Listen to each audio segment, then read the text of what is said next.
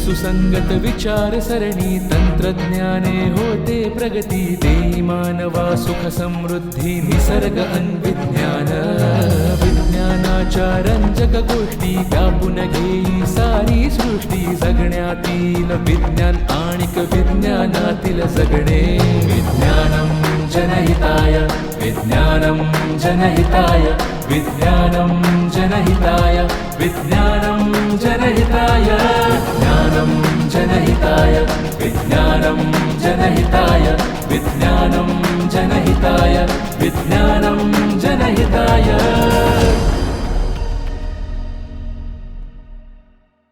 नमस्कार. विज्ञानम जनहिताय या कार्यक्रमामध्ये आपल्या सर्वांचं स्वागत. आजच्या कार्यक्रमाचा विषय आहे भूकंप. काही महिन्यांपूर्वी थायलंड आणि म्यानमार इथं मोठ्या प्रमाणात भूकंप झाले आणि ह्या भूकंपांमध्ये मोठी जीवित आणि वित्तहानी झाली. आपल्याकडे देखील हिमालयाच्या पट्ट्यामध्ये वारंवार भूकंप होताना दिसतात. तसंच महाराष्ट्रामध्ये देखील झालेले किल्लारी आणि लातूर इथले भूकंप प्रेक्षकांना आठवत असतीलच. या पार्श्वभूमीवर भूकंप का होतात, कसे होतात आणि त्याची तीव्रता कशी मोजली जाते, त्यापासून कसा बचाव करावा याविषयी आपण आजच्या कार्यक्रमात चर्चा करणार आहोत. आणि ही माहिती देण्यासाठी आज आपल्याकडे या विषयातले तज्ज्ञ डॉक्टर विद्याधर बोरकर हे आलेले आहेत. बोरकर, तुमचं कार्यक्रमामध्ये स्वागत. धन्यवाद. सुरुवातीला मला एक असा प्रश्न सांगा की माणसानं पृथ्वीच्या संदर्भातले किंवा निसर्गातले अनेक गूढ उकललेले आहेत, तर भूकंपाचा शोध केव्हा लागला आणि कसा लागला? असं आहे की ज्या क्षणी मानवाची उत्क्रांती ही कपिवंशापासून झाली आणि आपले पूर्वज रानटी अवस्थेमध्ये इकडे तिकडे फिरायला लागले, त्यावेळी निसर्गाचे सगळे आविष्कार हे त्यांना अनुभवातनं उलगडले. त्याचप्रमाणे त्यांना कधीतरी अनुभव आला असेल की पृथ्वी गदागदा हलतीये आणि त्यांना त्यामुळे भयंकर भीती वाटली असेल. आणि मग जसं जसं माणसाला निसर्गाचं गूढ उकलायची स्फूर्ती आली किंवा त्याला त्याची तशी भावना झाली, त्यावेळी त्यांनी निसर्गाचा बारकाईने अभ्यास करायला सुरुवात केली. ती खरं म्हणजे विज्ञानाची सुरुवात आहे. आणि मग सुरुवातीला ज्यावेळी त्याला निसर्गाची फारशी माहिती नव्हती, त्यावेळी सर्वच निसर्गांचे आविष्कार हे त्यांनी अतींद्रिय शक्तीशी त्याचा संबंध जोडला. म्हणजे मग देवाने माणसांना शिक्षा करण्याकरता ह्या काही आपत्ती घडवल्यात का, किंवा काही ज्या काळ्या शक्ती आहेत, सैतान आहे किंवा दुसरे काही वाईट शक्ती आहेत, त्या ह्या दुर्घटना घडवतात का, असं त्याला वाटायला लागलं. आणि त्यासंबंधी आपण याच्या फार खोलात जायला नको, पण यासंबंधी जुन्या जुन्या ग्रंथांमध्ये वेगळे वेगळे उल्लेख आहेत. पण असं आहे की 4-5 शतकांपूर्वी युरोपमध्ये ज्ञानाच्या पुनरुज्जीवनाची सुरुवात झाली. त्याला रेनेसान्स म्हणतात. Very correct.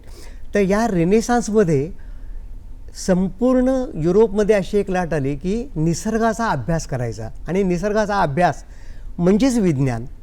या निसर्गाच्या अभ्यासानंतर त्याला बऱ्याच गोष्टी उलगडायला लागल्या. बरोबर. आणि या सगळे निसर्गाचे आविष्कार कसे घडतात, मग इंद्रधनुष्य कसं पडतं, किंवा समुद्राच्या लाटा येतात आणि लाटा विरतात म्हणजे काय होतं, तसंच त्याला भूकंप होतो याचं कारण कळलं. पण भूकंप का होतो याचं कारण कळायला त्याला खूप वेळ लागला. याचं कारण असं की जसा माणसाने निसर्गाचा अभ्यास सुरू केला, त्यावेळी त्याला खडकांविषयी काही माहिती मिळायला लागली. खडक हे असे एकमेकांवरती थरावर थर असतात. ते थर कधी क्षितिज समांतर असतात, कधी ते कलते असतात, असं त्याच्या लक्षात आलं.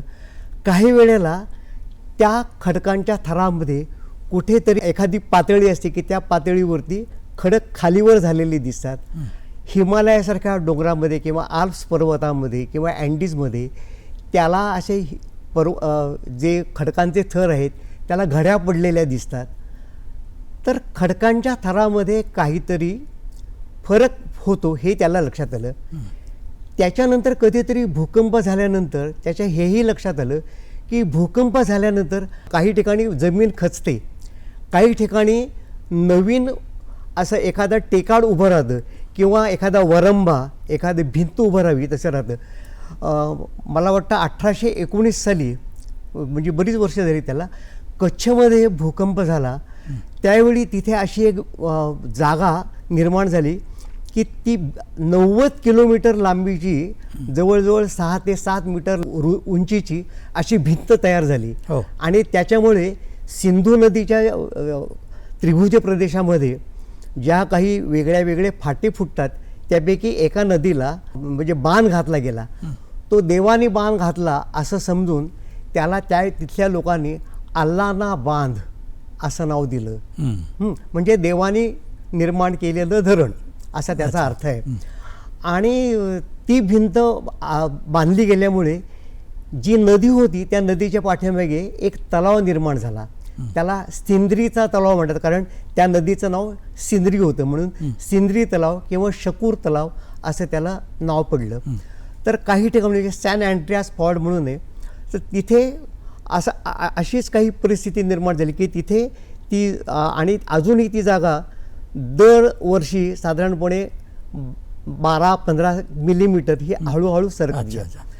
तर भूकंपाचा आणि या हालचालींचा काहीतरी संबंध असेल असं त्याच्या लक्षात आलं. पण आता भूकंप होतो म्हणजे नेमकं काय होतं, भूगर्भामध्ये काय काय हालचाली होतात अशा? म्हणजे खरं म्हणजे भूकंप होतो याचे आपल्याला 2 पैलू बघायला पाहिजेत की निसर्गामध्ये नक्की काय घडतं आणि त्याचा समाजावरती जनमानसावरती काय परिणाम होतो हेही बघायला पाहिजे. पहिल्यांदा आपण समाजावरती त्याचा काय परिणाम होतो हे बघू. तर भूकंप होतो म्हणजे भूपृष्ठाचं फार मोठं क्षेत्र हे अचानक कंप पावायला लागतं. कारण पृथ्वीच्या गर्भामध्ये खोल कुठेतरी काहीतरी खडकांच्या रचनेमध्ये बदल होतात. एखादं तळं असतं, ते त्या तळ्यामधलं पाणी अतिशय शांत असतं, त्याच्यामध्ये कोणीतरी खडा टाकतं, खडा टाकला तरंग की उठतात, गोल तरंग उठतात, ते 4 दिशांना पसरतात. हळूहळू ते तरंग हे विरतात आणि ते तळं पुन्हा पहिल्यासारखं शांत होतं. नेमकं तसंच घडतं. जिथे खोल कुठेतरी भूगर्भामध्ये खडकांच्या रचनेमध्ये बदल होतो ती जागा म्हणजे भूकंपाचं नेमकं उगमस्थान. त्याला वैज्ञानिक परिभाषेमध्ये भूकंपाची नाभी म्हणतात. म्हणजे इंग्लिशमध्ये फोकस ऑफ द अर्थक्वेक. हा फोकस आहे त्याच्याबरोबर वरती भूपृष्ठावरती जी जागा येते ते भूपृष्ठ केंद्र, that is epicentre of the earthquake.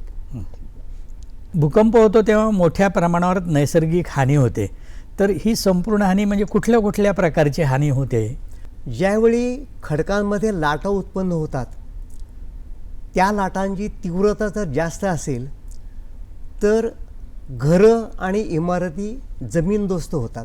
प्रत्येक घर बांधण्याकरता वापरलेले चिरे, वापरलेल्या विटा, लोखंड, काही घरं जुनी लाकडाची बांधलेली असतात, वासे, आढळ वगैरे लाकडाचं असतं, सगळं जमीनदोस्त घरातलं होतं. सामान, हे सगळ्याचे मोठे ढिगारे होतात.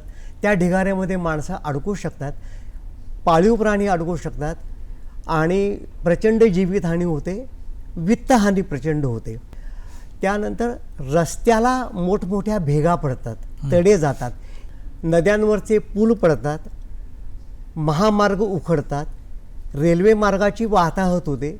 त्यामुळे एखाद्या प्रदेशाची संपूर्ण वाहतूक विस्कळीत होते. पाणी आणणाऱ्या वाहिन्या किंवा सांडपाणी आणणाऱ्या वाहिन्या, वीज येणाऱ्या वाहिन्या या जमिनीखालनं येतात, त्याची हानी होते. त्यामुळे वीज पुरवठा आणि पाणी पुरवठा याच्यामध्ये व्यत्यय येतो. फार मोठा भूकंप झाला तर धरणाच्या भिंतींना तडे जातात, मोठा पूर येतो. त्यामुळे आणखीन वाताहत जी होणार आहे त्याच्यामध्ये वाढ होते. अनेक प्रकारचे दुष्परिणाम याच्यामुळे घडून येतात. मग याचा कालावधी किती असतो भूकंपाचा? म्हणजे थोड्या वेळाने पुन्हा हादरे बसत राहतात असं नेहमी आपण पाहतो. भूकंप ही एक नैसर्गिक आपत्ती आहे आणि कुठलीही नैसर्गिक आपत्ती ही अत्यंत कमी वेळ असते. पण सगळ्यात कमीत कमी वेळात जास्तीत जास्त हानी करणारी नैसर्गिक आपत्ती म्हणजे भूकंप. भूकंप हा साधारणपणे काही सेकंद, फार फार तर मिनिट, 1.5 मिनिट, 2 मिनटं म्हणजे अगदी खूप मोठा भूकंप. पण याच्याही पेक्षा जर अति तीव्र भूकंप असेल तर भूकंप याच्याही पेक्षा जास्त लांब असू शकतो. साधारणपणे 1901 सालापासून म्हणजे जवळजवळ 125 वर्षापासून भूकंपाची जागतिक नोंद ठेवायला सुरुवात झाली. या 125 वर्षाच्या कालावधीमध्ये सगळ्यात मोठा भूकंप झाला तो 26 डिसेंबर 2004 या साली सुमात्राचा झालेला भूकंप. त्या भूकंपामुळे फार मोठी त्सुनामी आली होती आणि हा भूकंप 8 ते 10 मिनिटं टिकला. विज्ञानम जनहिताय. आता ही भूगर्भाची रचना कशी असते, म्हणजे ज्याला आपण टेक्टॉनिक प्लेट्स म्हणतो, त्याच्यामध्ये जेव्हा भूकंप होतो तेव्हा काही बदल वगैरे होतो का? काय तुम्हाला सांगता येईल या संदर्भात? या संबंध गोष्टीची माहिती ही साधारणपणे दुसऱ्या महायुद्धाच्या मधून त्याची निर्मिती झाली. दुसऱ्या महायुद्धाच्या वेळी शत्रुपक्ष एकमेकांविरुद्ध आक्रमण करत असताना सागराच्या तळाची माहिती यावी या दृष्टीने पहिल्यांदाच सागर तळाचं सर्वेक्षण झालं आणि सागर तळाची नवीन माहिती 1940च्या दशकामध्ये वैज्ञानिकांच्या हाती आली.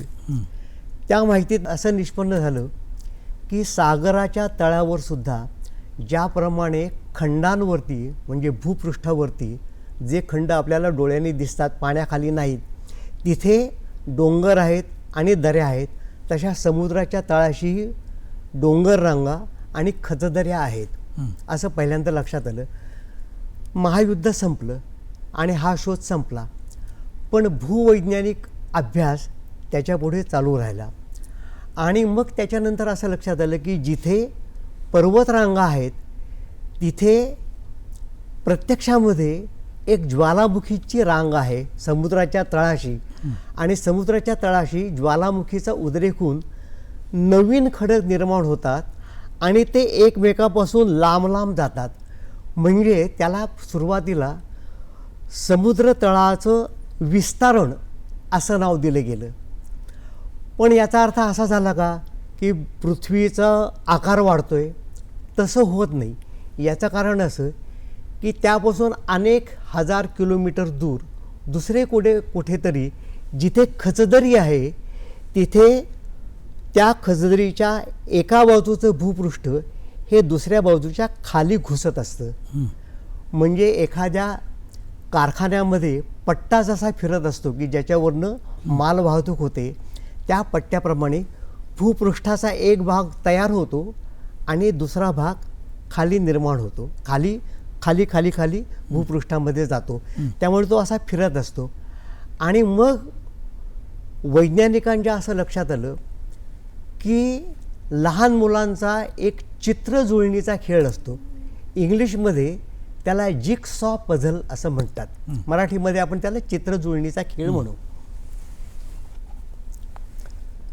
तर हे चित्र आहे, हे चित्र जरी अखंड दिसत असलं तरी प्रत्यक्ष हे असं वेगळ्या वेगळ्या तुकड्यांनी जोडलेलं आहे. आणि हे जे सगळे तुकडे आहेत याच्या या सीमा आहेत किंवा याच्या ज्या कडा आहेत त्या बरोबर एकमेकांमध्ये गुंफलेल्या आहेत. तसं संपूर्ण भूपृष्ठ हे एकूण 15 तुकड्यांमध्ये विभागलेलं आहे. त्याच्या कड्याही अशाच वेड्या वाकड्या आहेत, पण त्या एकमेकांमध्ये जोडलेल्या आहेत, अगदी तंतोतंत जमतील अशा रीतीने आहेत. आणि त्या प्रत्येक 2 तुकड्यांच्या कडामध्ये काहीतरी हालचाल होते. चित्रजुळणीचा जो खेळ आहे त्याच्यामधल्या कडा हालत नाहीत कारण ती चित्र निर्जीव आहेत, निष्क्रिय आहेत.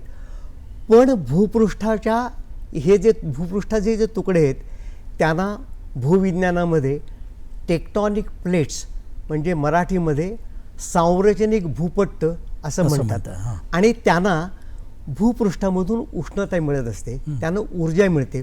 ऊर्जा मिळाल्यामुळे 2 शेजारचे तुकडे एकमेकांना ढकलतात, एकमेकांपासून दूर जातात, एकमेकांवरती घर्षण करतात आणि या सगळ्यामुळे खडकांवरती ताण येतो.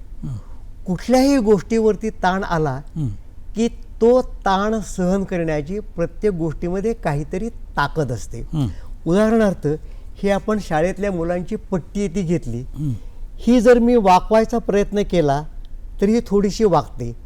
जोपर्यंत मी लावलेला जोर हा अतिशय थोडा आहे तोपर्यंत ही पट्टी वाकते आणि जोर सोडला पट्टी परत सरळ होते. पण याला जास्त जोर लावला तर ही पट्टी तुटेल. त्याचप्रमाणे खडकांचे थर तुटतात आणि ते थर तुटल्यामुळे एक बाजू ही खाली घसरते, एक बाजू ही वरती जाते आणि खडकांच्या थरामध्ये एक भंग होतो किंवा ती तुटतात. त्याला इंग्रजीमध्ये फॉल्ट म्हणतात, मराठीमध्ये आपण त्याला प्रस्तरभंग म्हणतो. हा प्रस्तरभंग झाल्यामुळे फार मोठी ऊर्जा मुक्त होते आणि ही मुक्त झालेली ऊर्जा ही खडकांना मिळते आणि खडकांमध्ये तरंग निर्माण होतात. अच्छा. आणि हे जे तरंग आहेत ते म्हणजेच भूकंप तरंग. त्यामुळे भूकंप निर्माण होतो. अच्छा. ते भूकंपाची तीव्रता कशी मोजली जाते? भूकंपाची तीव्रता मोजण्याच्या दोन सध्या प्रचलित पद्धती आहेत. त्यापैकी एक पद्धत आहे त्याला रिश्टर स्केल म्हणतात. ते रिश्टर नावाचे संशोधक होते वैज्ञानिक, त्यांच्या नावावरती त्याला रिश्टर स्केल म्हणतात.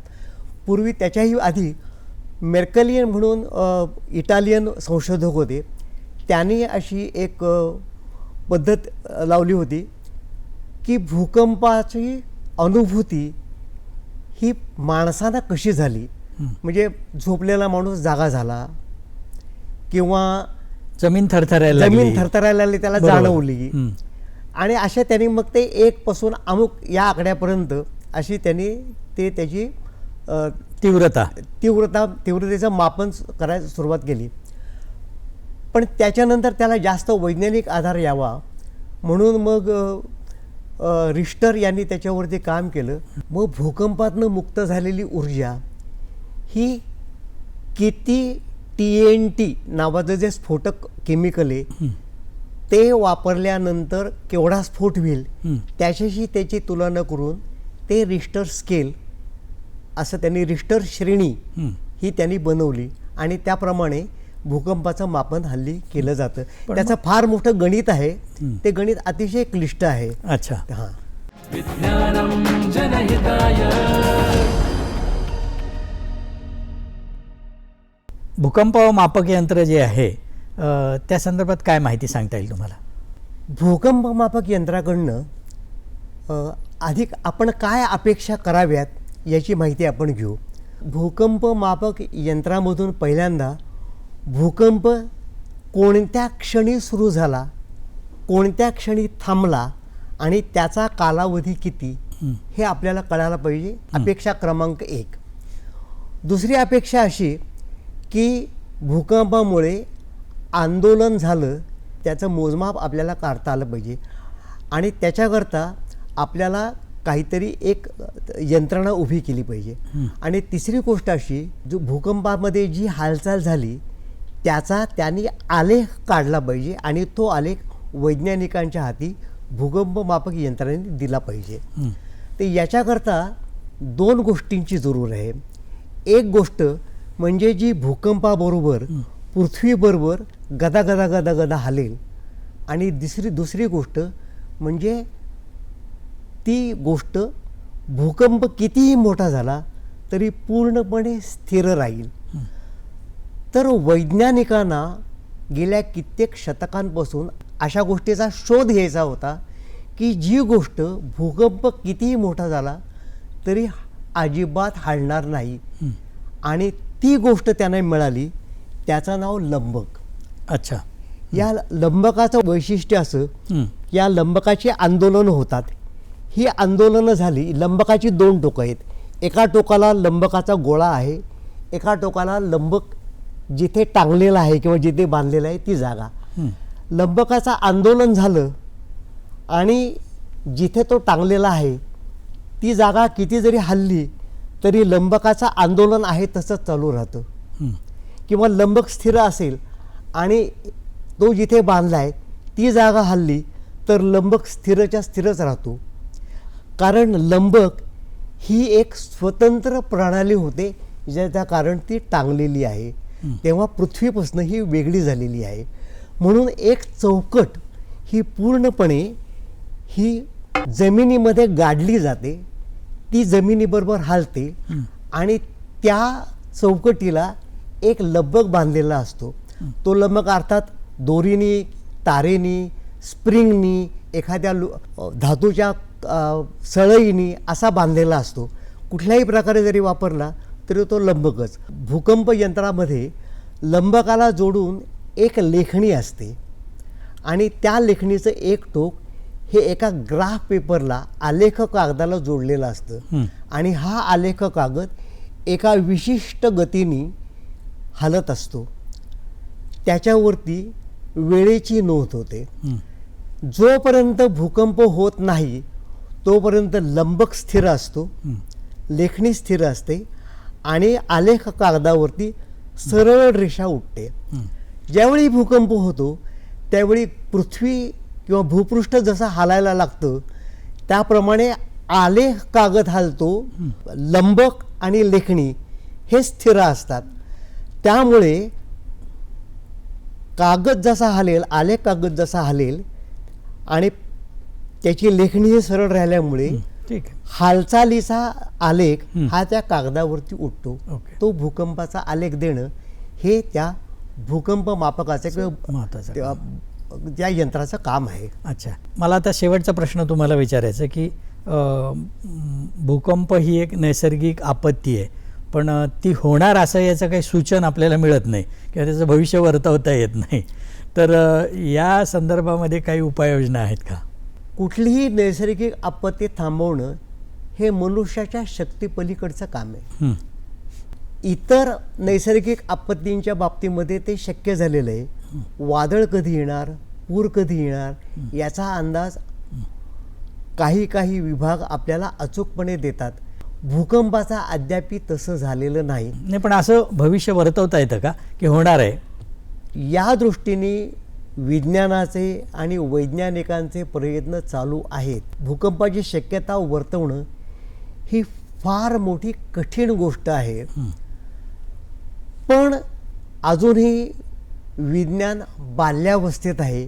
विज्ञानाला फार मोठी प्रगती अजूनही करायची आहे आणि कधी ना कधी माणसाला ही गोष्ट जमेल अशी आशा करणं हे आपल्या हातात आहे.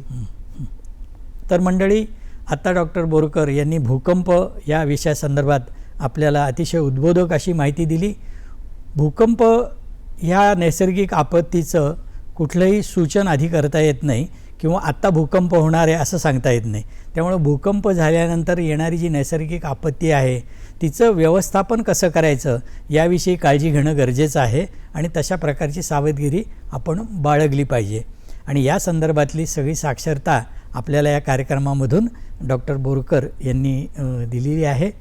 तुमचं कार्यक्रमामध्ये मनापासून मी आभार मानतो. तुम्ही आलात आणि आमच्या प्रेक्षकांना भूकंपाविषयी माहिती दिली. धन्यवाद. धन्यवाद. पुन्हा भेटूया विज्ञानम जनहिताय या कार्यक्रमामध्ये एका नवीन विषयासह. तोपर्यंत नमस्कार. तर्क सुसंगत विचार सरणी तंत्रज्ञाने होते प्रगती देई मानवा सुख समृद्धी निसर्ग अन्विज्ञान विज्ञानाच्या रंजक गोष्टी व्यापून घेई सारी सृष्टी जगण्यातील विज्ञान आणिक विज्ञानातील जगणे विज्ञानम जनहिताय विज्ञानम जनहिताय विज्ञानम जनहिताय विज्ञानम जनहिताय विज्ञानम जनहिताय विज्ञानम जनहिताय विज्ञानम जनहिताय विज्ञानम